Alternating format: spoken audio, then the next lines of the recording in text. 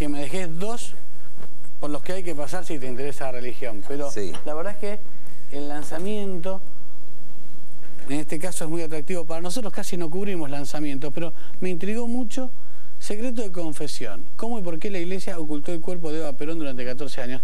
En especial porque, por supuesto, te conozco, te leo, y me sorprendió que escribieras sobre esta cuestión que de alguna manera también pone la lupa sobre la Iglesia católica. Sí, claro. La gente lo va a comprar igual. ¿Por qué escondieron el cuerpo de Eva? ¿Qué pasó? ¿Cómo explicarlo en 10 segundos? A ver, Pero, o en 12. ¿cuál es la relación? No, yo creo que, digamos, en aquel momento, Eva muere en el 52. Imponentes funerales, es depositado el cuerpo en la CGT, en el segundo piso. En el 55 viene el golpe, en septiembre. En noviembre, el cuerpo se lo lleva un comando del ejército al mando del teniente coronel Moriqueni, el jefe de inteligencia del ejército. Y ahí hace un periplo de un año, situaciones insólitas detrás de la pantalla de un cine, en el altillo de la casa de un oficial, que una noche tiene miedo, siente ruido, empieza los tiros, porque cree que son los peronistas que se vienen a llevar el cuerpo, y mata a su mujer embarazada. Bueno, una serie de zafarranchos espantosos. Hasta que finalmente, bueno, Aramburu estaba muy preocupado. Es decir, no sabían qué hacer con el cuerpo. Y había un sector de la Marina que quería destruirlo, ¿sí? Quería tirarlo al mar o quemarlo o lo que fuere. Y por el otro lado, otro sector del gobierno tenía miedo que los peronistas se robaran el cuerpo y con eso iniciaran una contrarrevolución.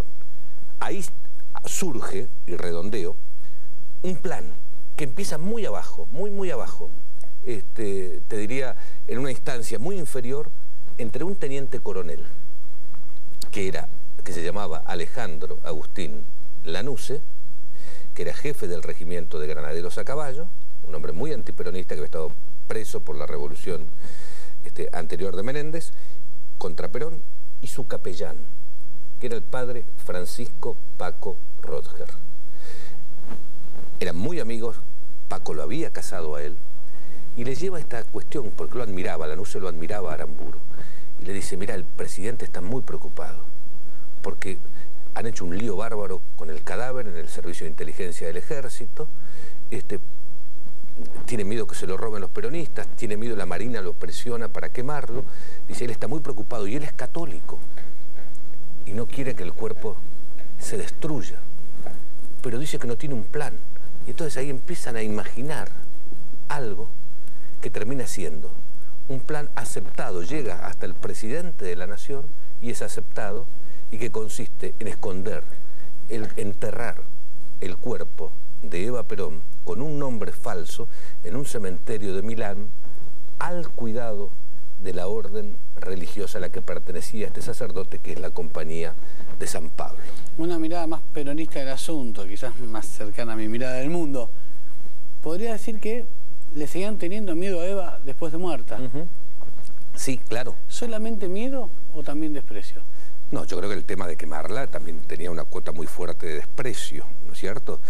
Yo creo que a mí cuando me preguntan, vuelvo a tu pregunta original, Gerardo, la Iglesia, digamos, esta compañía, esta orden religiosa, con el conocimiento del Papa Pío XII, porque lo hace con el conocimiento del Papa, ocurren dos cosas objetivas. Esta orden religiosa se presta y le hace el juego al gobierno militar para esconder el principal emblema peronista en ese momento, que era el cuerpo de Eva Perón. Y por otro lado, también es cierto que con esta operación logran preservar el cuerpo. Y el cuerpo finalmente, efectivamente, fue preservado.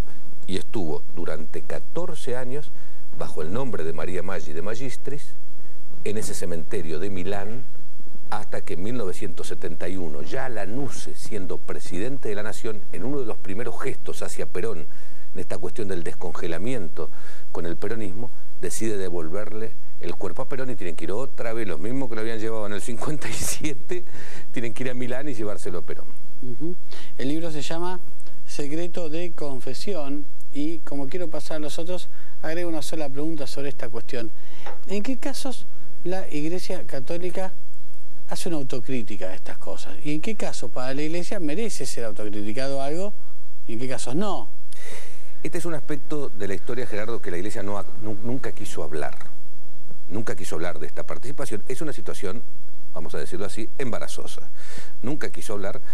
Nosotros cuando iniciamos la investigación en el año 97, que yo fui a Milán, logré que por primera vez hablara uno de la iglesia, que fue el sacerdote, que le devolvió el cuerpo a Perón en Puerta de Hierro, como te decía, en 1971. Y él, su lectura es que estaba contento, que con esa operación habían preservado el cuerpo de Eva Perón. Pero la iglesia ciertamente nunca oficialmente, digamos, habló de este tema. Sergio, no voy a desarrollarlos mucho, pero sí quiero saber qué libros elige. Por lo menos dos. Alguien que se dedica todo el tiempo a escribir sobre estas cuestiones, cuando le dicen guías sobre libros de religión. Lo primero que veo ahí es la Biblia. Claro, la Biblia es además el primer libro que se imprimió. Claro. El primero es la Biblia, sin ninguna duda. Tengo una pregunta, con todo el respeto del mundo, sí, y claro, con un montón de ignorancia sobre esta cuestión.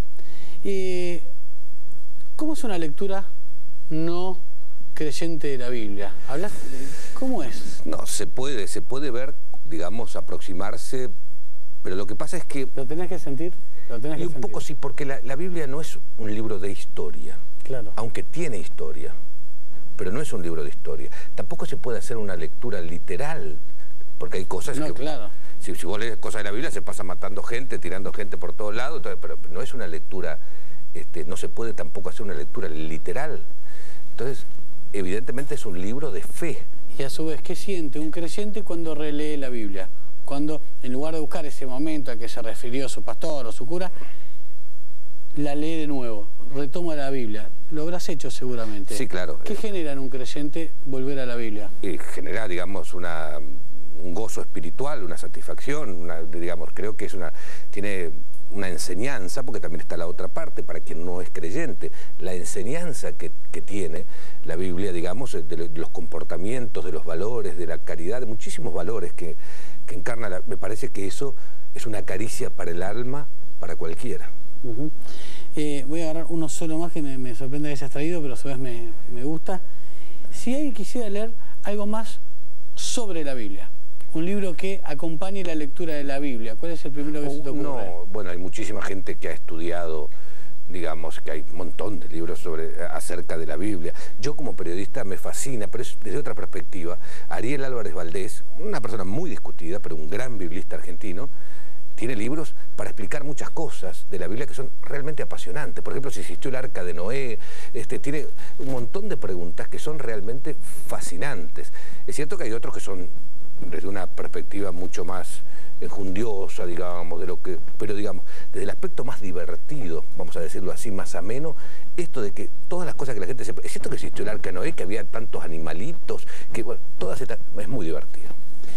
Tomo uno solo agradeciéndote el gesto de que hayas buscado más, en rigor, pero Dante Alighieri, La Divina Comedia, contale al que no sabe ni qué es, o que crees que es algo que ocurre en una calle por la que pasó, ¿de qué va La Divina Comedia? Bueno, es una gran, como todos saben, es una gran obra de la literatura universal.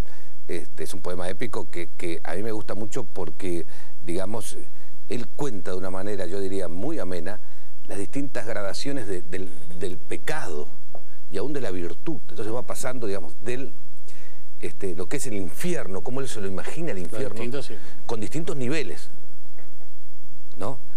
¿Qué es lo peor para él? La traición. Por ejemplo, es muy interesante cómo él va y cómo se lo imagina, porque también es una cosa, claro, cómo se lo imagina. Me parece que la combinación de las dos cosas, el infierno, el purgatorio, y llega hasta el cielo. ¿Cómo va a llegar? ¿Y a quiénes se va encontrando en el camino? Se quedó acá nomás, no llegó más arriba. Está muy bueno. Y hasta el mismo encuentro con Dios, cómo se imagina él eso. Me parece fantástico.